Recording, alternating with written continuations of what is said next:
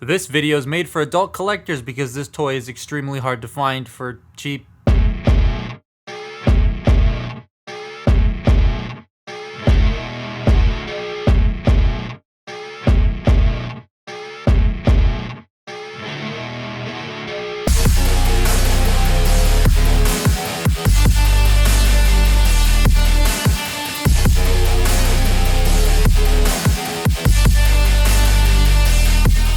Rare canceled toys are always an intriguing topic. There's loads of like Human Alliance Ratchet, Dark of the Moon Soundwave, Thrilling 30 Dragon Megatron, Animated Hotshot, etc. Wheeljack, or Q's, situation is more interesting. He had a toy that was canceled, but some did make it out, and then there's that really rare one with the Autobot badge on the hood that like only one exists packaged. But Wheeljack's mold did end up getting used in the movie Advanced Toy Line, which was part of Takara's Age of Extinction thing.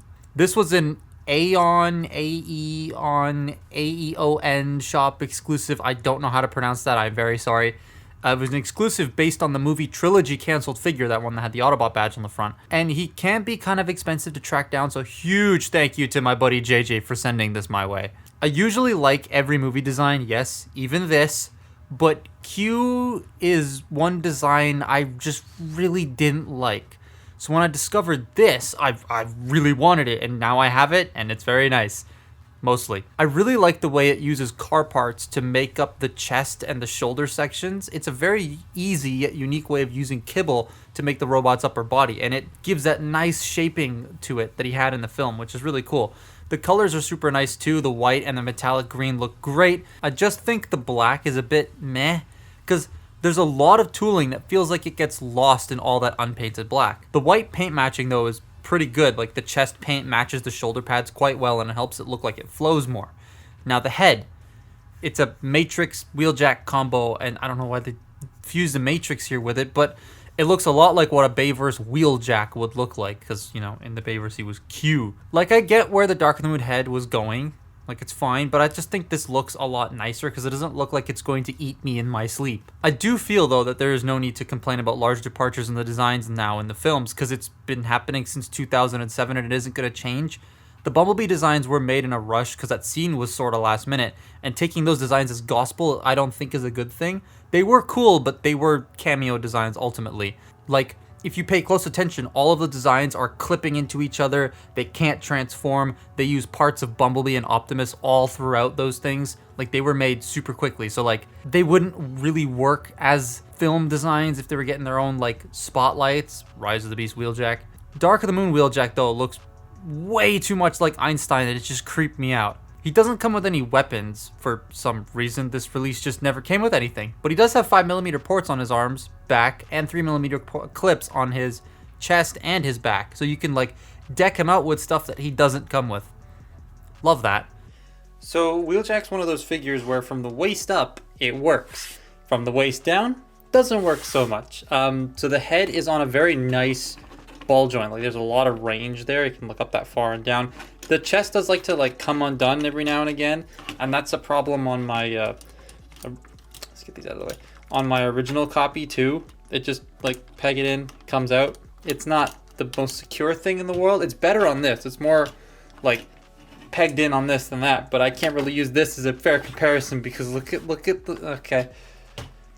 So the head is quite nice, but the chest doesn't tab in super well. There is a joint at the base of the shoulder and a ball joint at the shoulder itself. So you have motion there and then motion there. So you can move his arms up real high.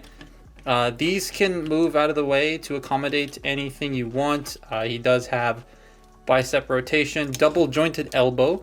And I noticed that in his, come on, there we go. In his elbow, there's a wheel there. There's a fake wheel sculpted into his elbow, which is pretty neat. Nothing at the wrist. The waist can rotate. However, the kibble does get in the way. So you lift that up, and then you can get full access to that rotational waist. There you go. Now he's completely sideways. Like you're ever going to use that. But the side-to-side he does have is serviceable with the kibble folded down. These bits on the legs, though, they're a bit annoying. So they move, right? They rotate in and out. and they limit the knees. So the hips can go forward that far, they can go back, in and out. Thigh, oops. It does have a thigh swivel. Now the knee bend, that's it. That's all you get. If you rotate this up a little bit, you get a little bit more of a knee bend, but it's this piece right here bumping into the actual like shin that causes that problem. And that's a little unfortunate because all he can do is this. That's as deep as his knees will, it's both of them. That's as deep as the knees will go. There we go. It's such a shame because it looks so good and the knee would flow super well if it could bend, but that's as far as it goes. And then the feet can go forward. And that's about it. And what's also unfortunate about the lower legs is these windshield pieces hang ever so slightly below the actual foot. So he wobbles sometimes because of that. His feet don't sit flat on the ground. There you go. They don't sit flat on the ground because of these windshield parts sticking straight out the bottom, which is a bit unfortunate. It also makes me worry about the longevity of these windshield parts. Like, I can't really test it on my old one because this moves like you can't even see what I'm doing.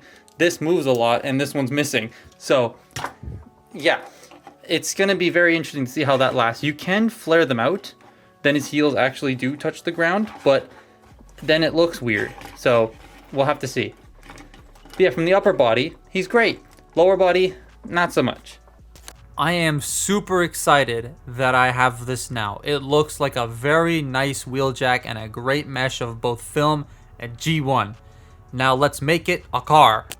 Now, Idiot's transformation is quite simple, but a bit panely. So to start with, we're gonna fold the head away. So you open this up, fold his what's wobbling? This man is wobbling in the corner. Fold his head away, close that up. And you want to rotate these down and just rotate the arms in like that. Let's just do the same thing on the other side. There we go. Now you can take this section here, fold it up, bring these out, rotate the waist, and then close this section up. Now this part's a bit annoying to get the hood in place because, let me just tab this in so I can show you. Come on. These two components right here, they have to get into little slots here while these have to tab into this section. And so you can get this tabbed in, but then like, you gotta sort of lift this up and over and then peg it in, and it's kind of unfortunate. There's no real good way to get your finger in there to sort of lift it and go around. There we go. So it can be a bit of a struggle to do that, and I'm not a fan of that. Now the legs do a series of really cool flips. So to start with, you fold the windshield out, then you fold the feet in, making sure these green bits go underneath, right? And that will push these all the way out, peg them together, flip this down, tab it in,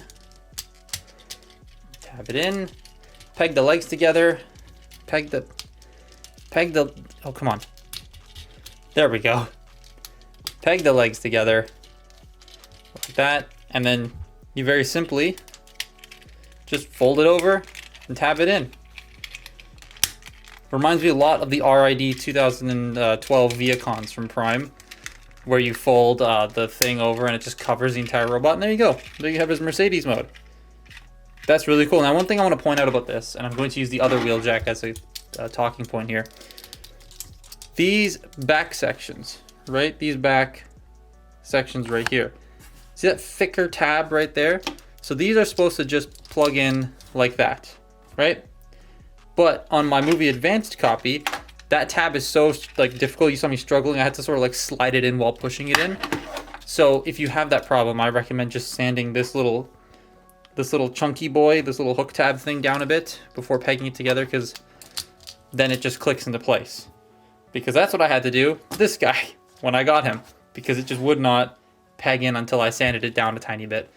Also, he looks, yeah, he died like in the film because it's funny. This is a very nondescript car and I love it. It's actually a disguise because this is a car I could totally see in real life. In fact, someone on my street owns one of these cars in real life. Love when they do that. I really wish they would do that more, but also I get why every Transformer is a concept sports car that's never going to exist.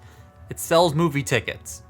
The detail on this car, though, is very nice. The silver rims, the headlights being segmented, the lines on the side of the doors. They even got the handles defined. That's just something that's very difficult to do on white plastic, is to get that definition to appear in most angles. And I think they did a very good job at trying to make it visually there on this car. It actually works. He does have collapsing spring-loaded ports on the top to mount weapons, but he comes with no weapons. Pain. I did notice something though while writing this script. This is a Mercedes, and it's white. And in the film, Simmons rides around in a white Maybach. Maybach is Mercedes. Now this isn't one of those cars, but it is a Mercedes, so I can just pretend it's Simmons' car and put it with my Dark of the Moon robots, and then have Wheeljack or Q as his own dude. I just, that's my headcanon for this toy. I like it a lot, but is it worth the aftermarket price? I mean, physically nothing's worth the aftermarket price, but like, this is an excellent little thing. I just wish the transformation had that's like some little tweaks to it. It's cool, and I do recommend trying this mold out. Just don't pay $100 for it. Like, I got my Dark of the Moon Q with a broken windshield for $5 at a local shop. The movie Advanced one I commonly see go for about $40 to $60 on Buy, and now that their shipping has dropped exponentially, it would be a lot cheaper to buy one from there. So if you can find them for those prices, I would like highly recommend buying one, like $40 to $60. But that's been my look at Movie Advanced Wheeljack. Follow me on Twitter and Instagram, and I will see you next time. Bye-bye.